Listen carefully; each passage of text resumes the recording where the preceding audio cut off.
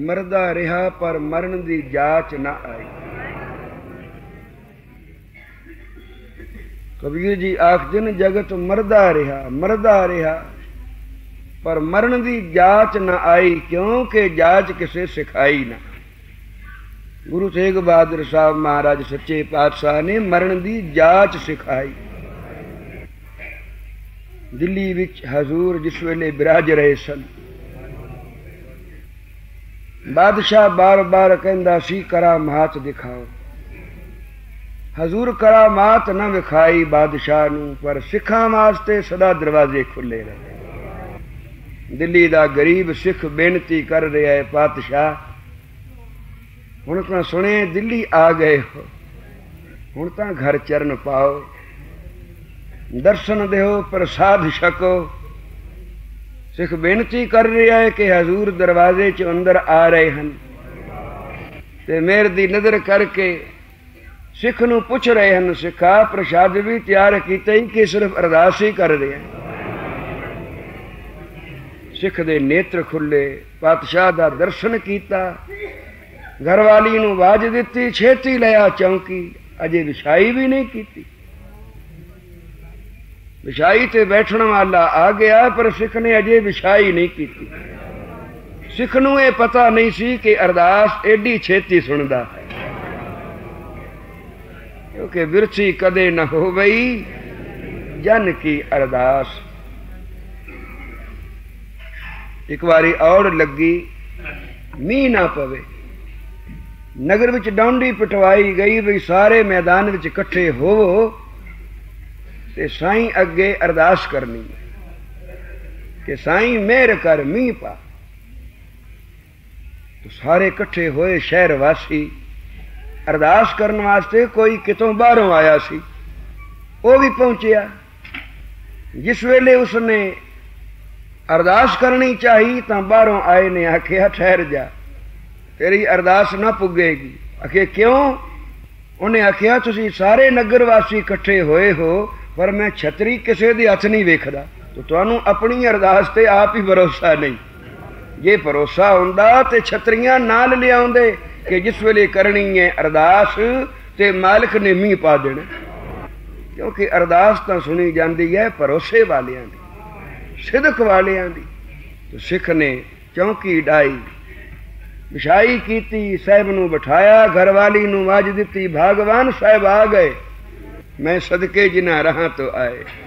प्रसाद तां तैयार नहीं सी कीता, पर आखिया मैं हुणे छेती छेती झटपट चावल उबाल लेंदी, मिनट 2-4 लगणगे।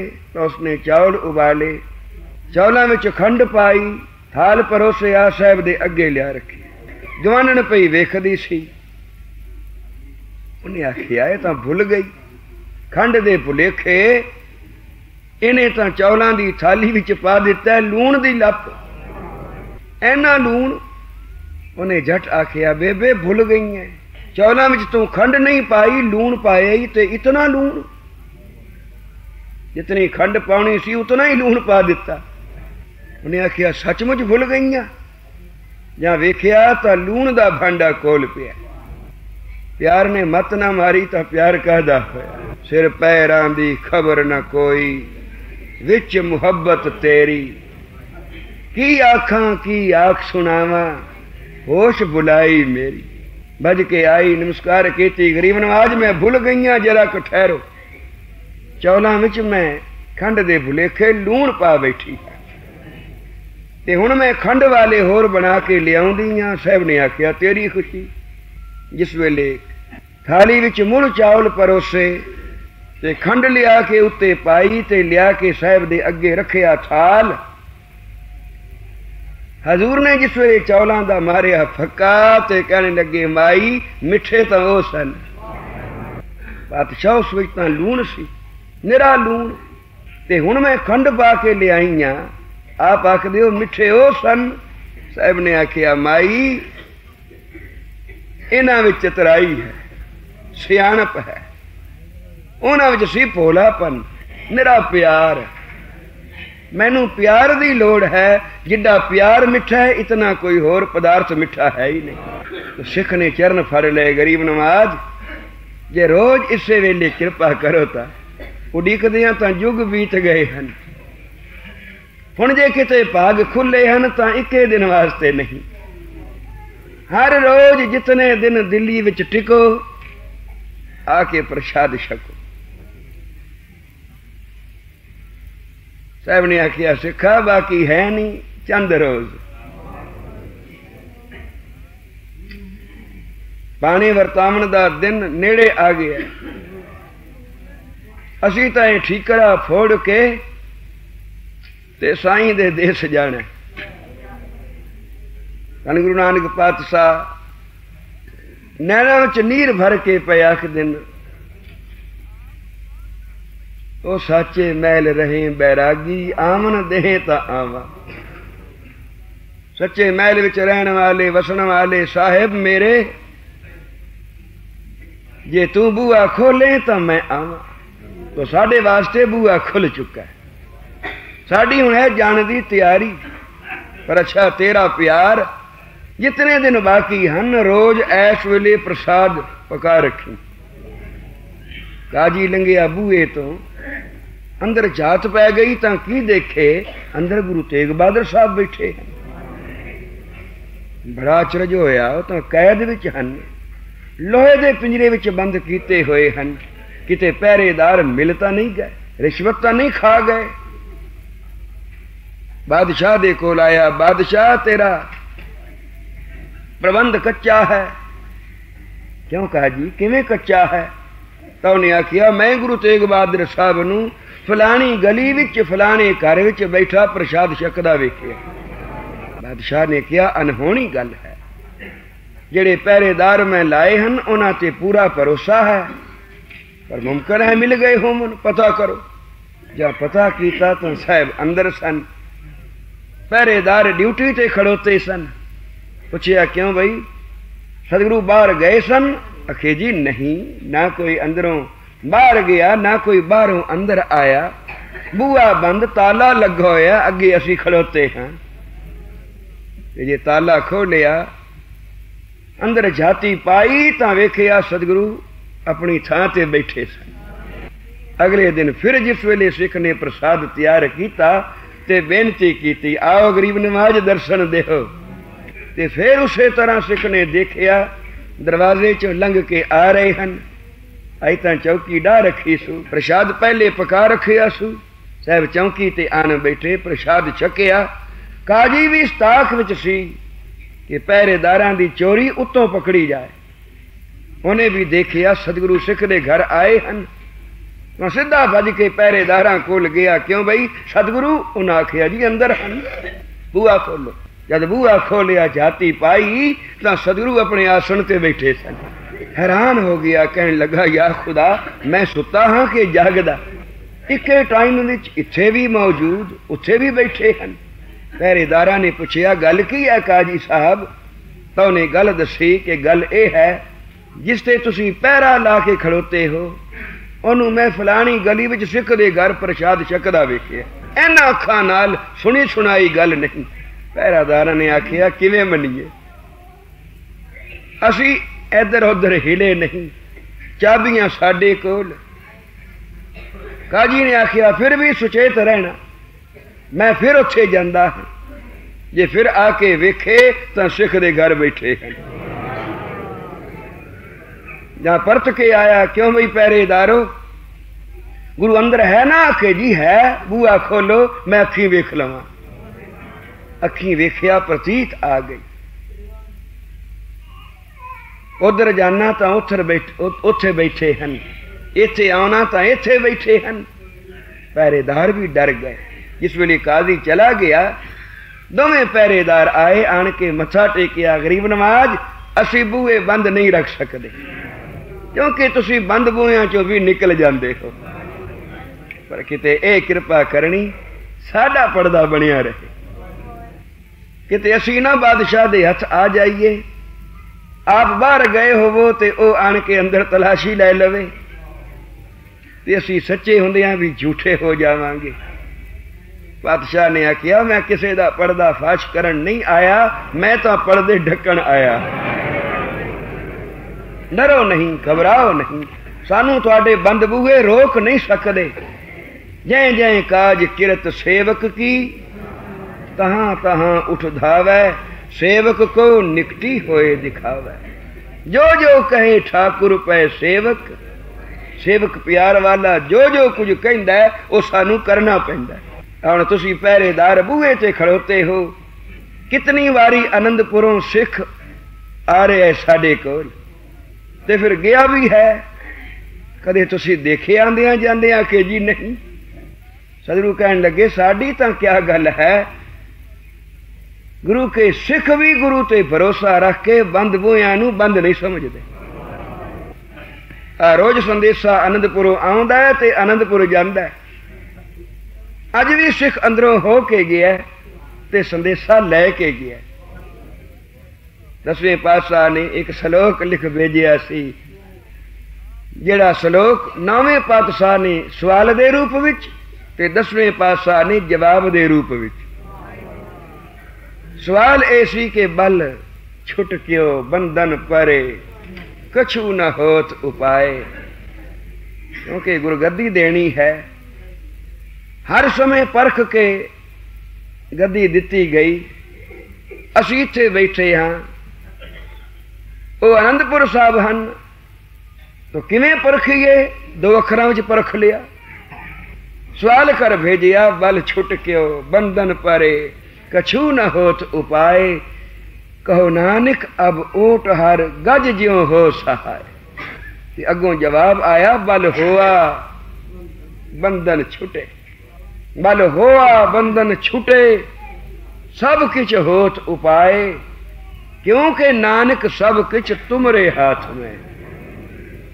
तुसी खुद आप करन कारण हो, जो चाहो कर सकते हो।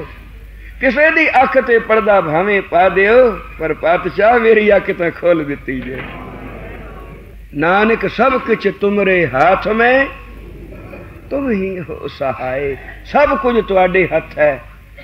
तो साहब ने सिख नूं आखिया, सिखा अज तू आनंदपुर ना जा, फलानी थां ते खड़ो के साडा इंतजार कर,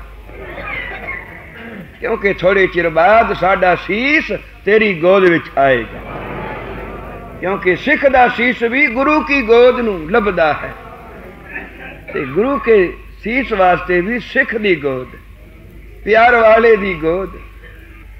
तो तू उस भीड़ विच खड़ोवीं जिस भीड़ विच अज ये पाना वरतना, ते साडा शीश तेरी गोद विच आवेगा। उसे वेले लैके आनंदपुर नूं बस उड़ जाई। जिवें तैनूं किसे ने आउंदियां नहीं वेखिया, तिवें तैनूं कोई जांदा नहीं वेखेगा।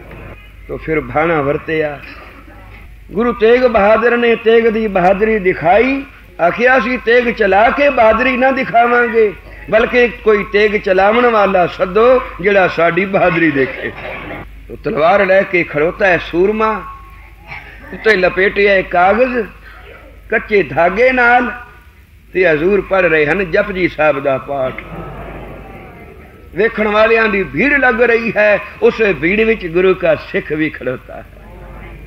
जिस वेले उन्हें तलवार उलारी, तलवार तां गर्दन नाल छोई नहीं, ते सिर हजूर दा लथ के सिख दी गोद विच चला गया।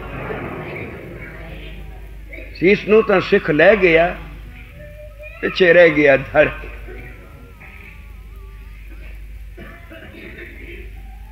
बड़ी टोल भाल की सिर दी, पर सिर न लभा। बादशाह दा बड़ा करड़ा हुक्म सी, तलाशियां लाओ, थां थां ते पहरे लाओ, नाकाबंदी करो। सिर कौन लै गया? पर कोई सिर ले जाने वाले नूं वेखदा तां तलाशी लैंदा, वो तां किसे दी नजर विच ही नहीं आ रहा। वो तां गुरु के बचन नाल आरूप हो गया,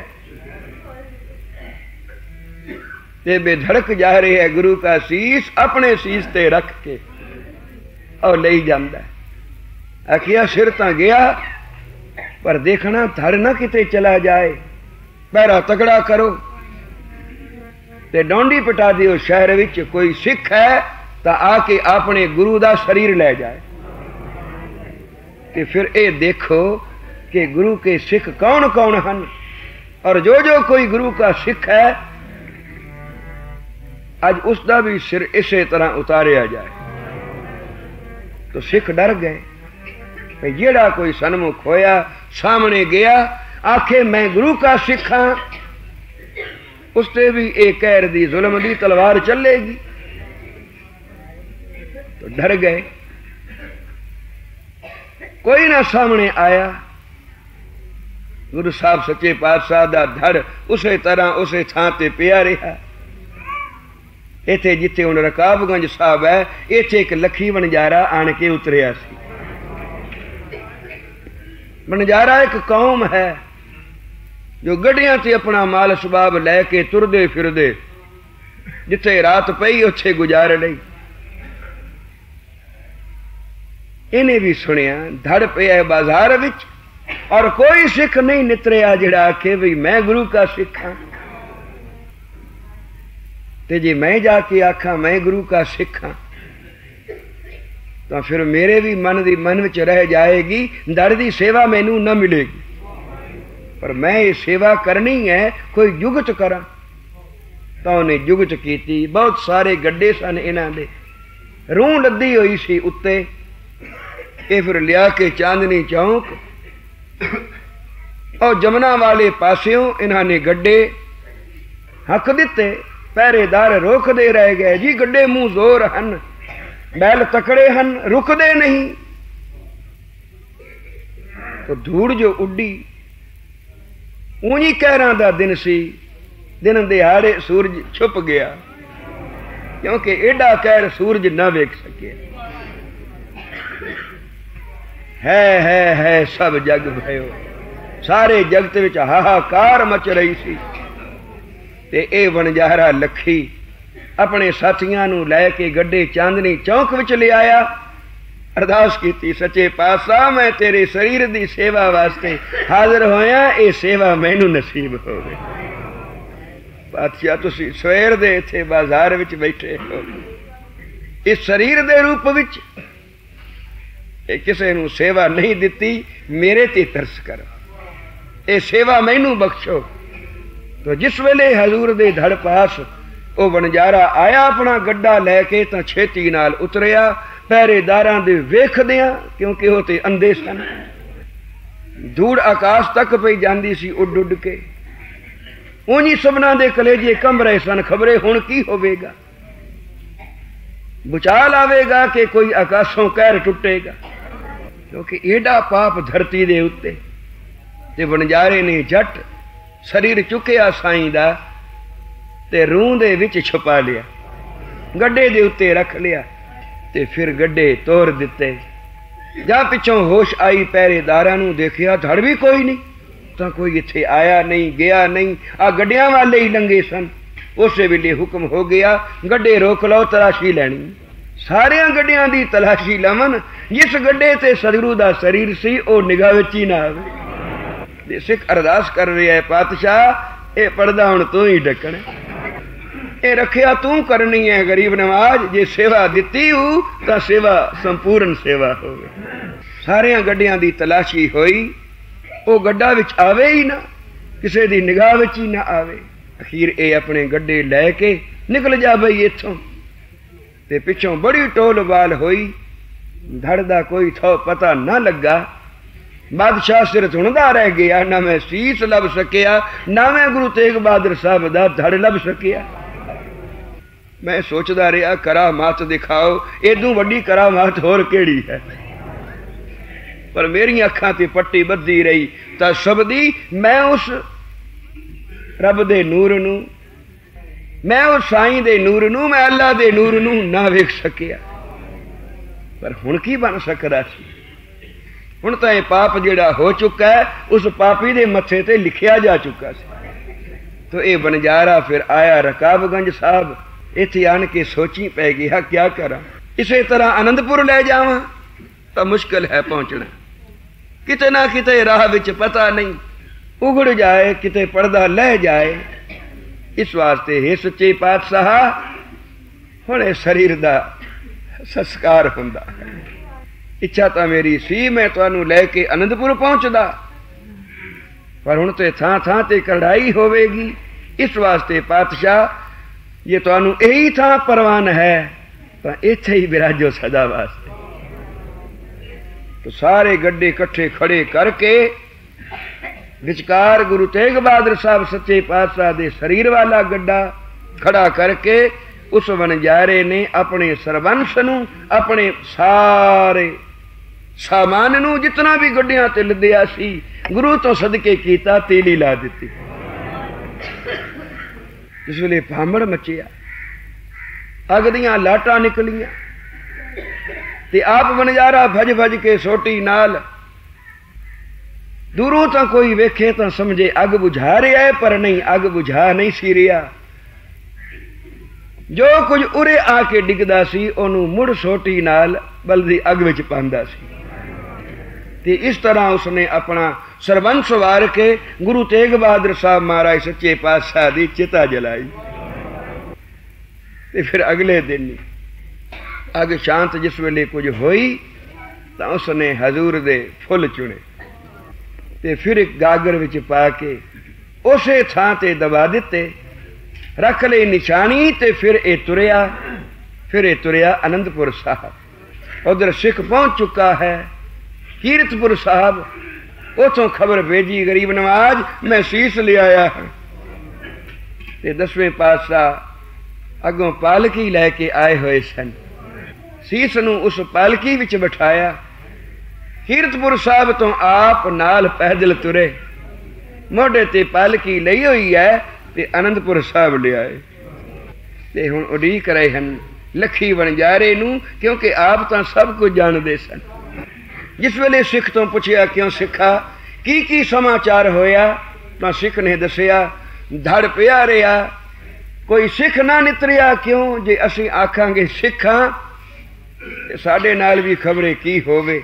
तो साहब ने आख्या अच्छा सिख आपनू छुपा गया, मैं इहो जिहा सिख पैदा करांगा, ऐसे सिख बनावांगा जो लखां विचों आपे ही पछाणे जावन, कहण दी लोड़ ही ना पवे कि मैं सिख हाँ। तो फिर मेरे पातशाह ने अमृत छका के सिख नूं आ शक्ल दिती, जे लखां विच खड़ोता होवे तां भी दूरों वेखिया पछाणिया जांदा भी सिख है। तो ये 2 गुरपुरब हुंदे हन इत्थे, एक चांदनी चौक सीसगंज साहब ते दूसरे दिन फिर रकाबगंज साहब। वो दिन रकाबगंज साहब वाला अज है, जिथे उस वणजारे ने सतगुरु सच्चे पातशाह दा शरीर अगन भेंट कीता ते फिर फुल चुने, फिर लैके उत्थे पहुंचया।